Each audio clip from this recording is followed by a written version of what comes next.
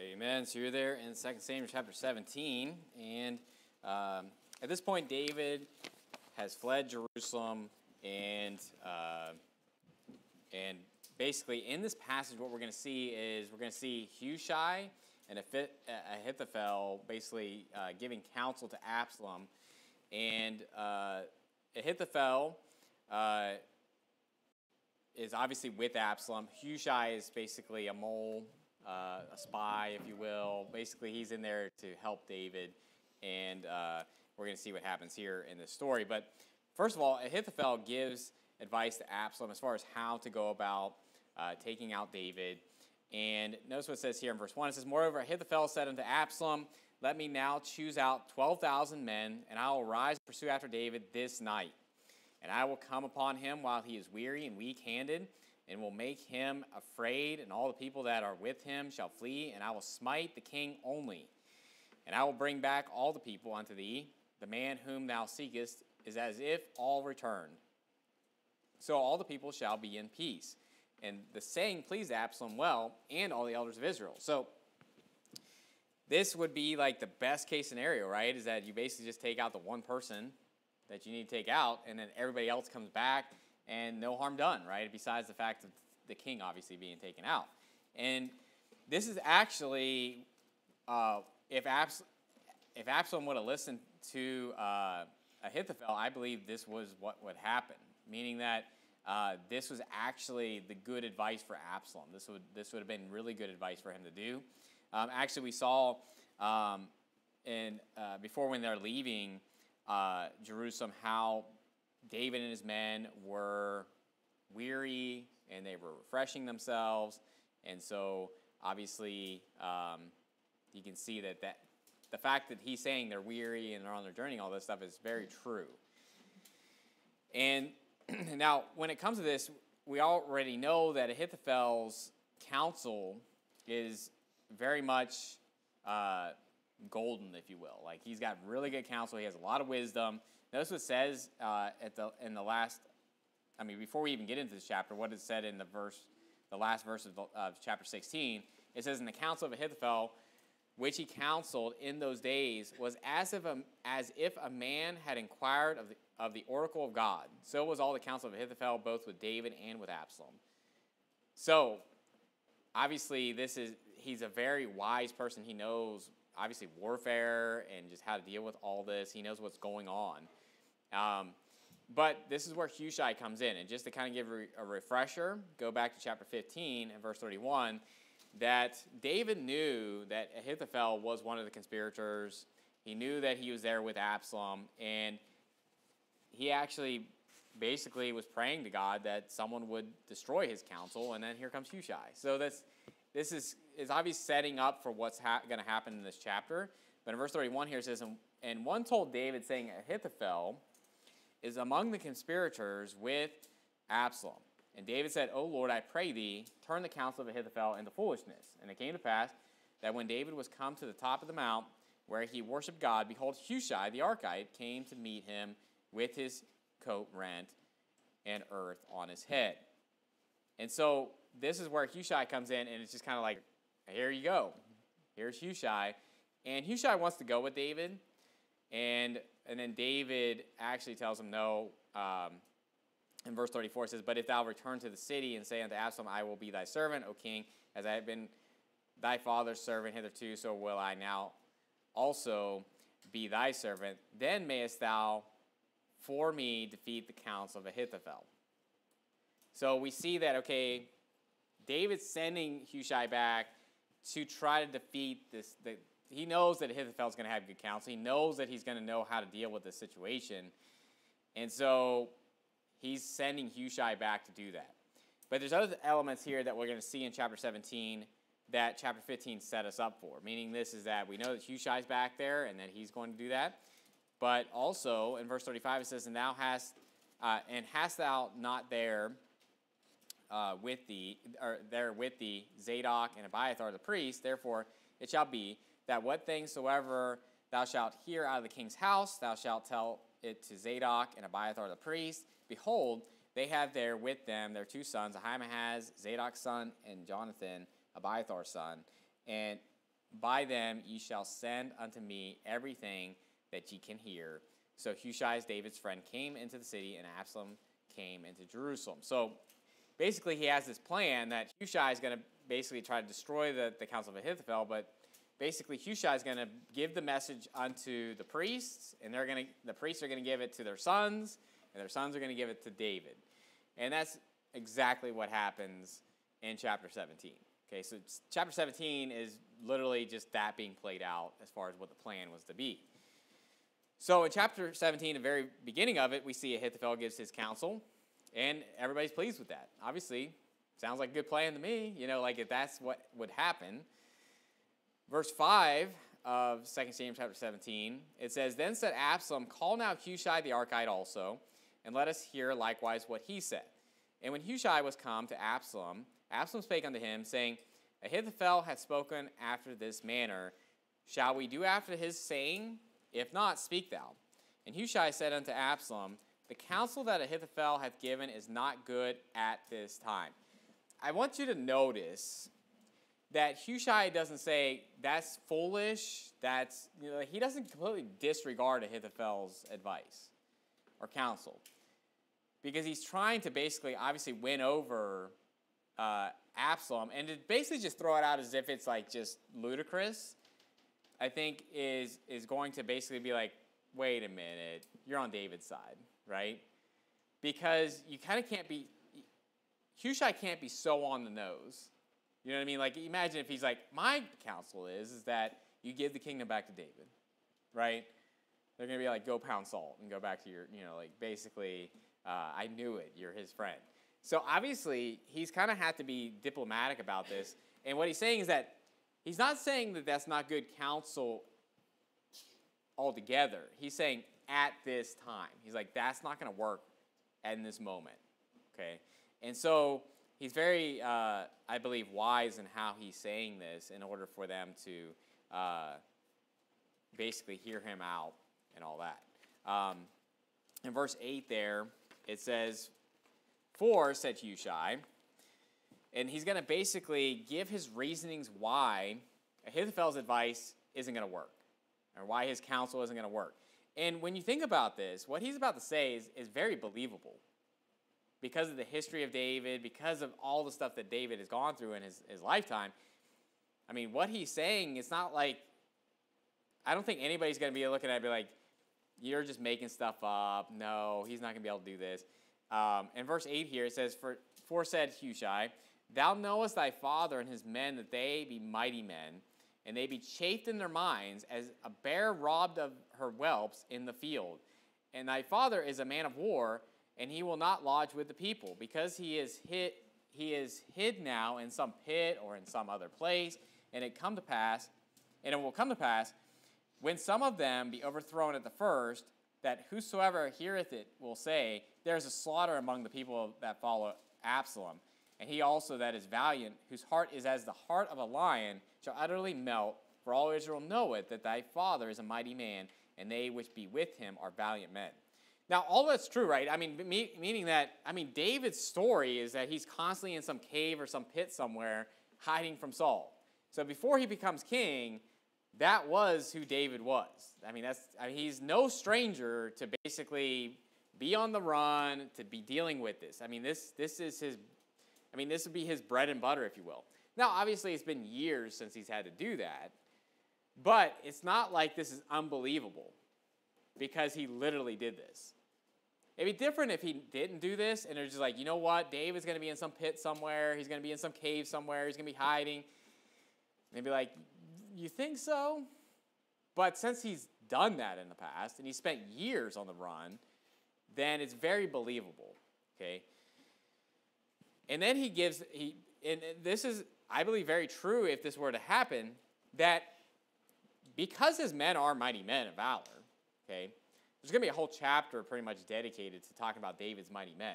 So it's not like this is a secret that David's a mighty man of valor. He killed Goliath. Obviously, he did great exploits when it comes to warfare.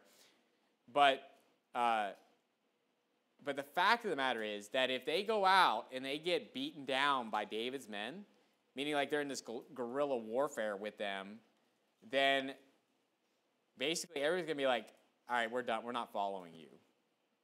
Right? So it's going to basically be this, you're going to completely destroy the morale of the people that are behind Absalom if you go after him right now and they take you out. And so that's his counsel, or that's his rebuttal as far as why it's not a good idea to go out right now. Now, in all honesty, that's what Hushai is trying to keep them from doing, because he knows that David's not hiding in some pit somewhere, that they're actually very weary, and that this is actually would be a horrible time for David if they came upon him right now. So, but then Hushai is going to give counsel. So what he first does is that he's very diplomatic and saying, that's not good counsel right now, right? It's kind of like, not at this time. And here's why. This is why that's not good counsel, but let me give you my counsel. So it's not like he just like completely dismisses what Ahithophel says. He first shows you the holes in that, and then he shows you his counsel. And honestly, when it comes to any type of if you're going to make an argument, this is a very good way of doing it, okay? Is basically showing you, hey, this is why this is not a good thing right here, right? But here's what is good. So when you think about, let's say, a false doctrine, right?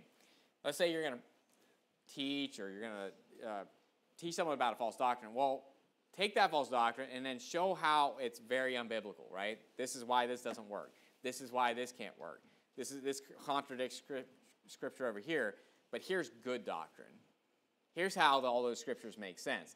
This, it'd be like if someone took a passage and they were completely interpreting it wrong, right? Think of James chapter 2, the most famous passage that's probably misinterpreted and all that. Faith without works is dead. Well, the first step is to just say, hey, this can't be talking about eternal salvation, because we know by all these hundreds of passages that it's by faith, not by works. But to him that worketh not, but believeth on him that justifieth the ungodly, his faith is counted for righteousness, right? So you basically completely annihilate that. That's not a good interpretation, right? That's not a good way of looking at it, because it just negates the rest of the Bible, right? Then you say, okay, but what does it mean, though? Right? What is this talking about? And then you go and say, okay, here's what it's talking about. It's talking about a Christian being profitable and being the friend of God. And that obviously you're not profitable if you're not doing the works and all of that, right? Going into being a disciple, all of that, right? And so it's actually a very good, I guess, progression on how to deal with an argument. Is destroy what their argument is with sound wisdom and obviously Bible verses, all that, right? And then say, okay, it's not that, but here's what it really is. And so, anyway, just something to think about there as far as just dealing with basically just arguments and the truth outweighing, obviously, that which is false. Now, where did I stop? Where was the last verse I read there? So, so verse 11. I'm pretty sure I read verse 10. Yeah. Verse 11, Hushai is going to give his counsel, okay? So now, here's what Hushai is saying to do. Therefore, I counsel that all Israel be generally gathered unto thee, from Dan even to Beersheba, as the sand that is by the sea for multitude, and that there go to battle in thine, and that thou go to battle in thine own person, so shall we come upon him in some place where he shall be found, and we will light upon him as the dew falleth on the ground, and of him and of all the men that are with him there shall not be left so much as one. Moreover, if he be gotten into a city, then shall all Israel bring ropes to the city, and we will draw it into the river until there be not one small stone found there. And so he's basically saying, just get everybody there. Basically get the whole army together and just completely overwhelm them. Right? And basically, even if he goes into some city, we'll literally just pull that city into the river. Meaning, like, if you have everybody there, right? You have it to where there's just, like, a multitude which no man can number is there. You just basically put ropes around, let's all pull it into the river and take it out. And it says in verse 14, and Absalom and all the men of Israel said, the counsel of Hushai the Archite is better than the counsel of Ahithophel. Notice this, for the Lord had appointed to defeat the good counsel of Ahithophel to the intent that the Lord might bring evil upon Absalom. So we know that obviously Ahithophel's counsel was better. But Hushai did his part. He convinced them that this was the route to go. And I think in their mind they're going to be fighting in this open field and it's going to be this battle, but really that's not what happens. They end up fighting in the wood, in the woods, in the forest, and they get pretty much annihilated by David's men. So basically it doesn't turn out the way they think it's going to turn out. So he tells them that, and they're going with Hushai. So Hushai is obviously very successful in convincing them.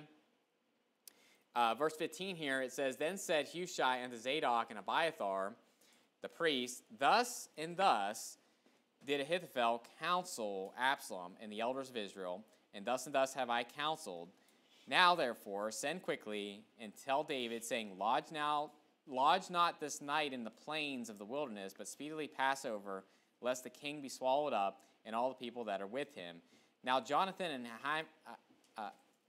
Ahimaaz stayed in Rogel, for they might not be seen to come into the city. And a wench went and told them, and they went and told David. So get the picture here is that basically, remember the plan is that you're going to tell this to the priests, like whenever this council is, or you're going to basically defeat the council of Ahithophel, that you're going to tell the priest, and then they're going to send their sons. So the priest's sons are not in the city. So they're actually hanging out in a different place, and they sent a wench. Now, a wench isn't a witch, okay? Now, a wench, I believe in this case, is probably just like it's a girl. It's obviously a girl, okay? So that's very clear that a wench is a girl. But whether it's just a servant girl or something like that, in some cases they say that a wench is more like a prostitute or something like that, but possible, I guess. But it doesn't have to be. I think it's just referring to maybe a servant girl that they're sending out to go relay this message, okay? And so basically Jonathan and Ahimaaz are just basically out there waiting for a message to be brought to them so that they can give it to David. So, and then what happens, though, is that when the wench comes out of Jerusalem and they're coming to Ahimaaz and Jonathan, that someone sees him, like this young lad sees him or sees them and basically brings word back to Absalom's servants. So in verse 18 it says, nevertheless, a lad saw them and told Absalom, but they went both of them away quickly and came to a man's house in Bahurim, which had a well in his court, whither they went down. Okay, so what happens here is that basically, I think they realized that they were spotted, right? And so they go to this man's house, and in this man's house, there's basically a well within the court of the house. So, and what I imagine is that this is a house that basically think of it like a square house that in the center there's like a court area. There's a lot of buildings that are like that, to where there's like inner court to where it's open to above, or it's just outside. But basically there's a well there, and they go down into it. Okay, so they're going to go hide in this well. And notice what it says here. So they go down into the well, and the woman took and spread a covering over the well's mouth. Now, the woman could very well be the wench. I mean, that kind of makes sense. It doesn't say that she ran away or anything like that. It could be a woman of the house, who knows, But basically, they go into this guy's house, into the court area where there's a well. They go down in there, and this woman covers the well's mouth, meaning that obviously the mouth of it would be like the opening on top, right? Covering the wells over the well's mouth, and spread ground corn thereon, and the thing was not known. And when Absalom's servants came to the woman, to the house, they said, where is Ahimaaz and Jonathan? So kind of get the picture that at that point, it may not even look like a well, right? So they're coming there like, where's Jonathan and Ahimahaz? They've been spotted, all this stuff, right?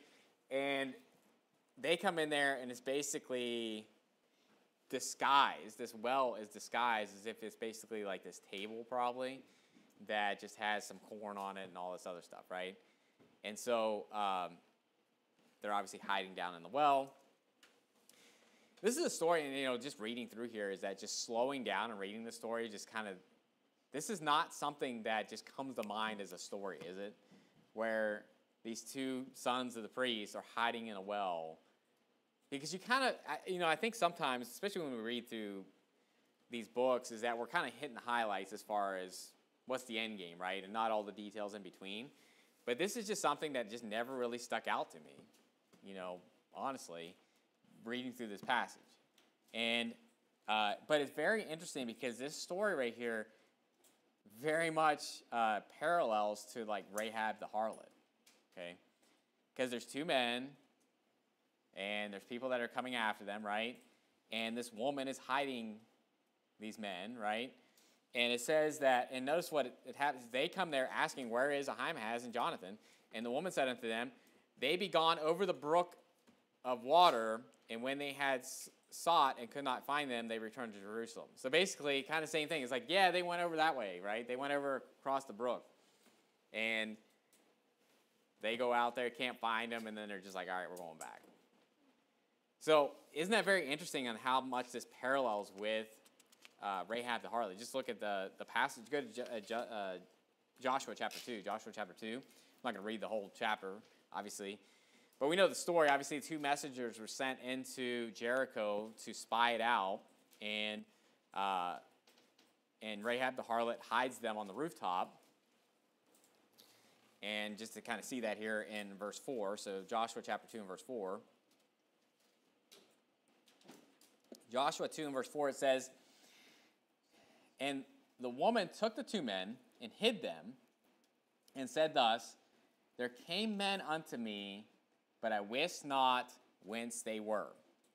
So wist not means like they like to know, right? So basically she said, these men came to me, but I didn't know where they came from, because whence means like from where they were. Verse 5, it says, and it came to pass about the time of shutting of the gate, and when it was dark, that the men went out. Whither the men went, I wot not. So basically, she's saying, the men went out, but I don't know where they went. Pursue after them quickly, or ye shall overtake them. So when it comes to this is an interesting concept here, and this is I'm just going to give you my thoughts on this as far as, I believe Rahab the harlot was right in what she did here. And I believe the New Testament validates that, because you look at James chapter 2 and verse 25. James chapter 2 and verse 25. It says, likewise also was not Rahab the harlot justified by works when she had received the messengers and had sent them out another way. And meaning that obviously she was praised for doing this. She saved her whole house for doing this. And this is a case where obviously, it's a sin to lie, right? But what you have to understand is that in a lot of cases when you're dealing with life and death situations, that there's exceptions to the rule. Think about like just killing in general, right? Where you think about, obviously thou shalt not kill, but obviously if someone's trying to kill you and you kill them in the process, there's exceptions to the rule, right? And obviously that's not considered murder. And it'd be like if someone were trying to kill somebody, right, that you know, and they're like, hey, is that person in the house there? And you said, no, they're not. And you saved them from being murdered by somebody, then that's kind of the same type of thing, right? That I do not believe that is a sin. Just as much I don't believe it's a sin that Rahab the harlot said, hey, they're out this other way, and then they go out there. Or this woman right here basically saying they went over the brook and saved them from being put to death, okay? And, it gets into, obviously, if I can speak, coffee.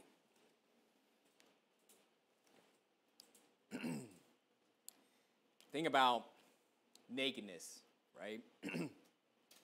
Obviously, I believe it's a sin to to just walk around naked, okay? And so, but there are exceptions to the rule. I mean, Isaiah preached naked for 3.5 years. And, but think about this on a life and death situation, right? If you were in a life and death situation and you had to like basically operate on somebody and you had to rip all their clothes off to where they're stark naked, obviously there's exceptions to that rule considering the situation, right? And so when it comes to this, I do believe that Rahab the harlot was right. I believe this woman was right to do this in order to save David, in order to do that. I mean, it gets back to Hushai too, right? Because Hushai is saying that his counsel is not good at this time, but was it not good? Right? But the Lord sent Hushai to confound, basically defeat the counsel of Ahithophel. The Lord sends lying spirits. Now, obviously the Lord doesn't lie, okay? And so don't get me wrong on this. I'm not saying like the Lord is lying or anything like that. But I guess it gets down to the question of bearing false witness compared to these life or death situations where we're talking about someone being murdered or not being murdered, someone being, wrongfully, because in a lot of cases with bearing false witness, you're dealing with a court system, you're dealing with all that. And so it's just a whole nother sermon for another day when it comes to this. But it is one of those things that I believe that Rahab the harlot was right. So, she received the messengers with peace. She sent them out another way. And, that's just what I think on that subject. So when it comes to that, obviously you guys can disagree with me on this. We're not going to fight about it. I'm not going to fight you on it or anything like that. But I do think it's an interesting study to kind of look into when it comes to just things that happened in the Bible and just how they dealt with certain situations, and even just looking at the exceptions that prove the rule, right? And the fact that there are cases where there's exceptions to the rule, like Samson letting his locks grow, the exception that proves the rule, right? And obviously we don't look at these stories and be like, let's just start lying to everybody.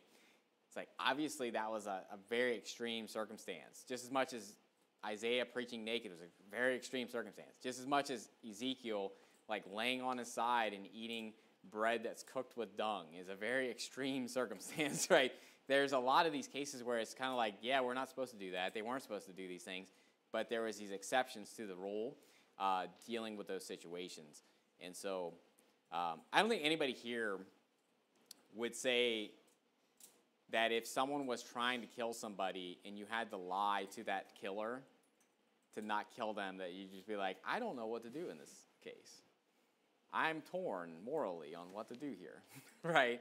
I think everybody would know, like, no, I'm going to say whatever I need to say to this person to get them to not kill this person, right? And so that being said, I think that there's stories in the Bible that kind of show that. And I think that is different, okay, when it comes to obviously the sin of lying and bearing false witness and all that, that I believe that there's these things that would cause that to be a different circumstance, okay? But going on from that, definitely an interesting story, and the fact that just how things parallel in the Bible, I guess, or just how things kind of seem to rhyme or to basically keep happening over and over again. And go to back to 2 Samuel chapter 17. They come up out of the well, and they eventually accomplish their mission here.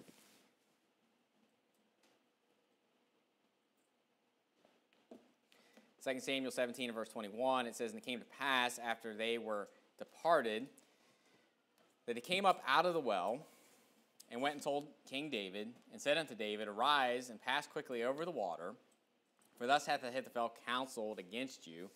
Then David arose, and all the people that were with him, and they passed over Jordan by the morning light. There lacked not one of them that was not gone over Jordan. Now, they go over Jordan, and what you have to understand is that this time is that that's still Israel, okay?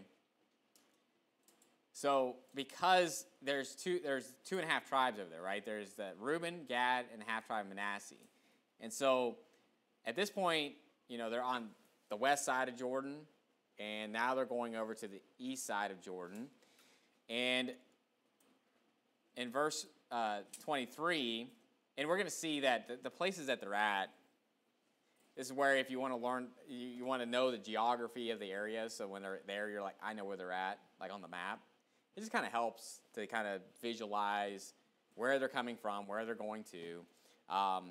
And this isn't something, and just so you know, when it comes to geography and learning all that stuff, your first time reading through the Bible, don't worry about that stuff, okay? Don't be getting out, you can get out maps and look at that stuff, that's great, but don't beat yourself up over that. I think of kids that are reading through the Bible for the first time, and are just like, where is all this stuff? It's like, just read through it, okay? Meaning that you'll figure it out as it comes. You'll pick up certain things here and there. And after you've read through the Bible scores of times, then you can really get into the details of all these different areas, right? And be like, okay, I know where all the main stuff's at, but where's this one place that they keep mentioning? Where's this other place where they keep mentioning, and all of that? So, because it does help you visualize things, but in a lot of these cases, you don't really give a rip where they're at, right?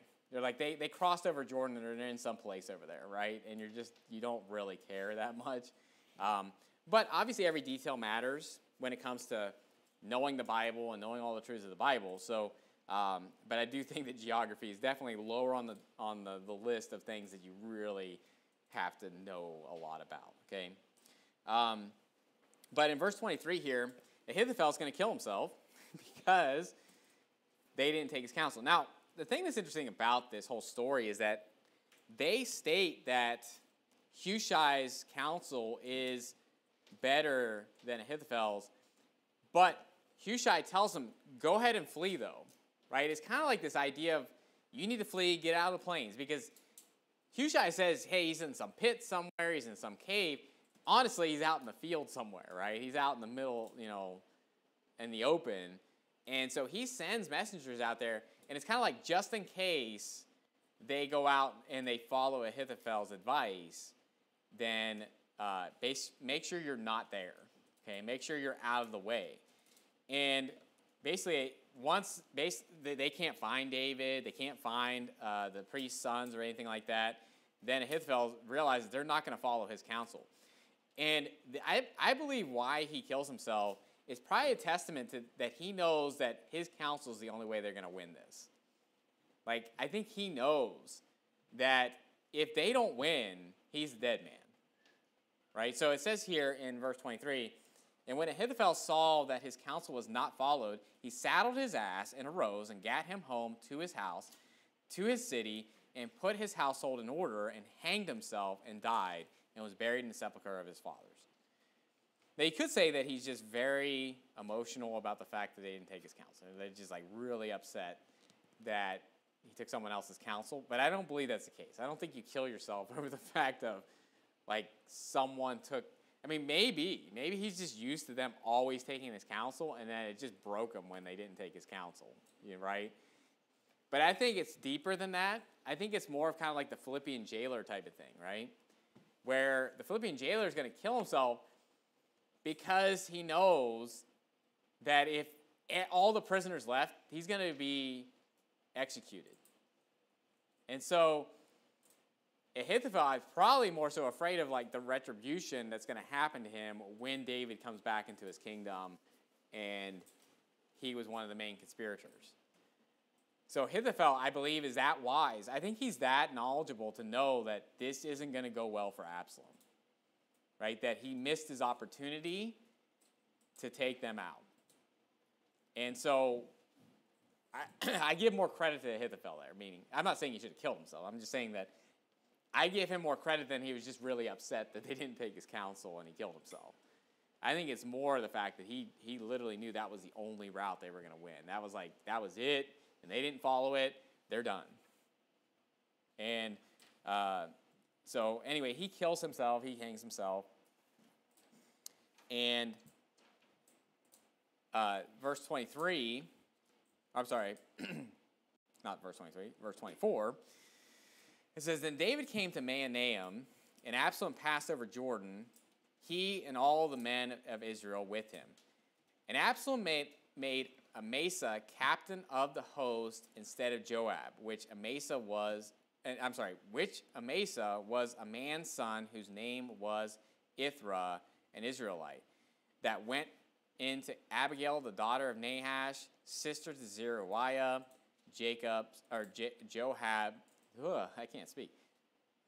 Joab's mother. So Israel and Absalom pitched in the land of Gilead. So Mahanaim and Gilead and all this stuff is over in Gad. Okay, so that's over on the east side. And just to kind of show you that if you ever want to know geographic places and where they're at as far as Israel is concerned, Joshua is a good book for that. So when you think about the book of Joshua, and I know I've done an overview of this, half the book is dealing with basically them warring to get into the land, right? But then the rest, the other half is more so dealing with the lot and the inheritance and like where everything's located, what tribe gets what, and where it's at, okay? So if you're ever reading through the Bible and you're just like, where's Mahanaim at? You know, where's Gilead at? Then, you know, a lot of times a simple just search in like, let's say eastward or something like that, it's going to come up in other places, but Joshua and Chronicles, you know, are usually the places, you know, that would show you maybe locations, but Joshua is going to be the place when it comes to geography in a lot of cases, okay? And just to show you that when they're going over there, Joshua 13 and verse 24, it says, Moses gave inheritance unto the tribe of Gad, even unto the children of Gad, according to their families, and their coast was Jazer and all the cities of Gilead. So where's Gilead? In Gad, right? And half of the land of the children of Ammon unto Aroer that is before Reba. Now, these other places are going to be important for what's mentioned later because there's going to be people that are going to come out and help David and his men, and they're going to state where they're from, and it all makes sense because of where they're at, okay? And it says, and from Heshbon unto Ramoth Mizpah and Betonim, and from Mahanaim unto the border of Debir. And then in the last portion of the verse 27, it says, on the other side, Jordan eastward. Meaning that these are all east of Jordan. And the tribe of Gad, all these places are there. So you have Mahanaim, you have Gilead, like all that is there. So all makes sense.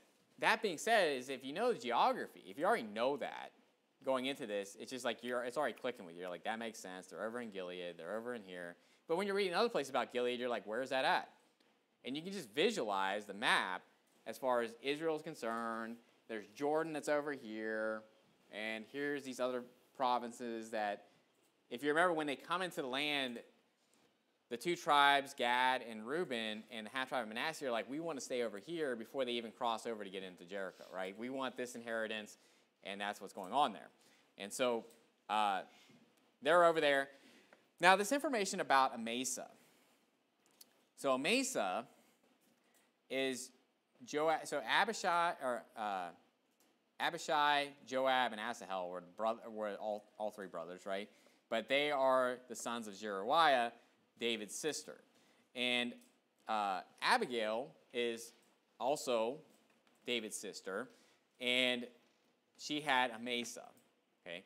And this information right here, as far as the fact that Absalom made him captain over the host, okay, is going to be important when you get into why Joab kills Amasa later. Okay, so this is kind of showing you the reasoning as far as, now, Joab is obviously wrong for doing this because the war's over, everything's done, and then he goes and kills Amasa. But it does give you the, like that Joab's not just completely out to lunch, right? Like, you're just like, why? Because you'll see, like, Amasa's with them, they're going on forward and all this stuff, and then he kills Amasa, and you're just like, what was that all about? But if you understand that, hey, Amasa was set up to be basically the captain of the host, and when you have this war, it's Amasa and his men against Joab and his men, okay? But it's very much similar to Abner, right? And there's two men that David is going to tell Solomon that why Joab needs to be put to death. So when David dies, he's like, don't let him go down into the grave with his whorehead, meaning like basically don't let him die of natural causes, because he killed two men and shed the blood of war and peace. And he's going to talk about Abner the son of Ner and Amasa. And so this just kind of setting you up for the reasoning, okay? I'm not saying, obviously, Joab was wrong, but at the same time, it's not like Amasa was just this random guy that he's just like, I just want to kill somebody today and leave him in the street.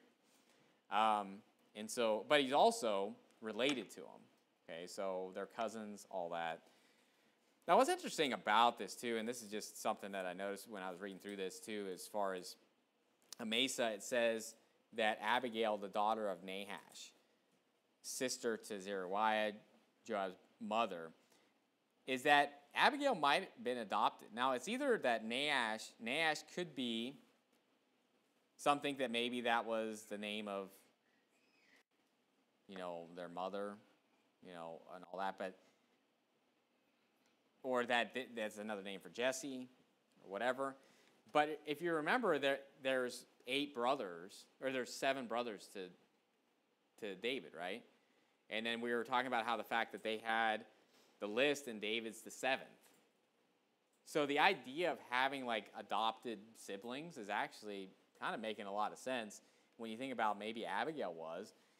And because it doesn't say that he begat Abigail, because it says he begat like his firstborn, and then it goes down the line, the 7th born, David, and then it says whose sisters are, and it states those off. So just something interesting there is that sometimes it doesn't state that they were adopted, all that. But we do see cases where that does happen. If you think about Esther, right? Esther was basically adopted by Mordecai. And Mordecai raised her up as his daughter. And so that stuff kind of happens. Think of Abraham with Lot, right? Lot's dad dies, and then basically Abraham took him under his wing, right? And so this stuff probably happens a lot through there. So it could very well be that Abigail is not necessarily blood related. Maybe it's a half sister, something like that. Could be. But anyway, just interesting stuff. Just little details like that. Now, I'll say this. It is not out of the realm that people just have multiple names. That happens a lot in the Bible. So, it could very well be that Jesse just has another name. Okay? But it just seems like it's kind of being distinct as far as who's the father, all that stuff. Anyway, going on from there. So just something to keep in mind there when you're dealing with geography, just knowing where you're at, stuff like that, kind of helps to visualize, and just distances too. When you think about they went from Jerusalem to a certain place, you're like, how far is that? I mean, you can still Google that today, right? You could Google and see, like, how long would it take me to walk from Jerusalem to, let's say, Galilee, right? Now, it's not going to necessarily have the same names, but you can get the general idea, right? Because there's still the Sea of Galilee there, right? And you can say, well, how long did it take them to walk? And it's just something fun you can think about that, hey, they were walking to all these places. How long would it take? When you think about all that type of stuff. Or Paul's journey, and he's going all the way up to Greece or wherever he's going, and just kind of thinking about that type of stuff. But going on, the last portion of the chapter here in 2 Samuel chapter 17, verse 27, it says, it came to pass when David was come to Mahanaim, that Shobai, the son of Nahash of Rabbah, of the children of Ammon. Now, like I said, if you remember, in Gad, what was some of the places there? You had Rabbah, but then you also had the fact that it was half of the children of Ammon. Maker, the son of Amiel of Lodabar, and Barzillai, the Gileadite of Rogelim. So, Gileadite, they're in Gilead, all that makes sense. It says, brought beds and basins and earthen vessels and wheat and barley and flour and parched corn and beans and lentils and parched pulse, Pretty much all that sounds good except for the beans, lentils, and parched pulse.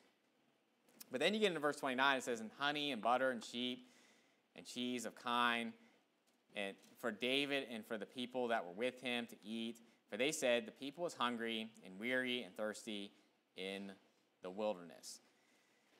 So Barzillai is going to be someone that's going to be brought up later when he comes back in. So a lot of times when you're reading through here, there's certain things that are, people that are stated, places that are stated, things that are done, that later on, you're going to be like, oh, okay, that's Barzillai helped them out. Or, you see these different things that are stated. It's like, oh, okay, that makes sense for this over here. Like Amasa is the captain of the host for Absalom. Why does Joab kill him, right? These different things that you can kind of, that foreshadow something that's going to happen in the future, right? Because it's kind of like, he could have just said men came out and brought them a whole bunch of food, right? Men of the land came out and they brought them a whole bunch of food. Well, part of that could be the fact that, hey, well, you know what? Their names are written in the Bible forever for helping out David. You can have that aspect of it, right? But the one that kind of sticks out too is Makir, the son of Amiel of Lodabar. This man is mentioned in another place. And that is where Mephibosheth was staying before David basically raised him out and basically brought him at his own table and all that. Just to show you that in 2 Samuel chapter 9, verse 3. So Makir was taking care of Mephibosheth, who was lame at his feet, and then Makir is coming out and helping David when he's on the run. So this seems like a good guy. I mean, like, this guy is just helping people out, And so I don't think it's a coincidence that he's brought up here, especially when you know the story of Ziba and Mephibosheth and all that stuff that's going on there. And listen, there is a lot of this stuff that does parallel to New Testament as far as the story of Jesus, all this stuff, okay? So when it comes to this, there's a lot of stuff that you can get really deep here and see maybe even end times prophecy type of stuff or just different things like that. But in the end, when I'm going through these chapters, I'm just really looking at the main story when we're going through this, okay? I'll do another sermon some other time where I'm kind of going through different parallels on this type of stuff. But really, we just kind of want to see the main story that's going on. The people, the physical stuff that's going on for that time in that story. And in verse 3 here it says, so you're in 2 Samuel chapter 9, verse 3, it says, and the king said, is there not yet any of the house of Saul, that I may show the kindness of God unto him? And Ziba said unto the king, Jonathan hath yet a son, which is lame on his feet. And the king said unto him, where is he? And Ziba said unto the king, behold, he is in the house of Makir, the son of Amiel, in Lodabar.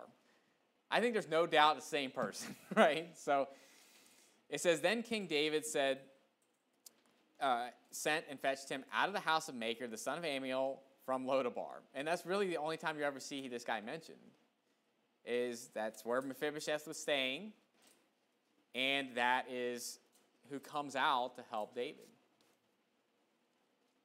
And when you think about this, you think about unintended consequences, right? And a lot of times when you think about unintended consequences, you think about, like, bad consequences, right? Like collateral damage or something like that. But how about the unintended consequences of doing right? Think about what Makir knows what David did for Mephibosheth, right? For the son, the grandson of his mortal enemy, that's lame at his feet, can't really do anything for David. Like, he can't profit David in much of anything, right? But yet he brought him out and set him up and gave him all this land, and he's sitting at his table continually eating bread. Think about what that made Makir think of David, right? And there's a lot of times that when you do right, that sometimes you don't know who's noticing that. And I think this is a testament to that. I think it's a testament to David loving his enemies, to David being merciful, that the idea of having judgment with mercy, right? So speak ye and so do, that as those that shall be judged by the law of liberty. For they shall have mercy who hath showed mercy, right? And mercy rejoiceth against judgment. And the idea there is that when you're merciful to a whole bunch of people, when you're seeking mercy, when you're needing mercy, that's when it comes back around. And it gets into reaping what you sow, right? And the fact that David was so kind and merciful to others that it's coming back around to meet him when he needs it. And so I just kind of see that parallel there. I guess that just idea there of how he treated Mephibosheth that brought him out of Maker's house, and how Maker's treating him now. And it's also a testament to Maker, that he, the kind of person that he is. And then Barzillai. I mean, we'll get to that story with Barzillai. But Barzillai is a great guy. I mean, like, one that you're just like, that is a really good guy. Someone that wants to help someone out, but give the blessing, basically the recompense, give that to someone else. That's the attitude of Barzillai. So these are really good guys that are coming out to help David. And it kind of just shows, I think David's reaping what he's sown with all the merciful things that he's done and the kindness that he showed others. And so it's a testament to that. So let's end with a word of prayer. Dear Heavenly Father, we thank you for today. Thank you for your word. Thank you for the book of 2 Samuel. And pray that you'd be with us throughout the rest of this week. Pray that you give us safety. Pray that you heal anybody that's not feeling well, just sicknesses, all that stuff that's going around. And Lord, just pray that you bring us back at the appointed time. We love you. Pray also in Jesus Christ's name. Amen.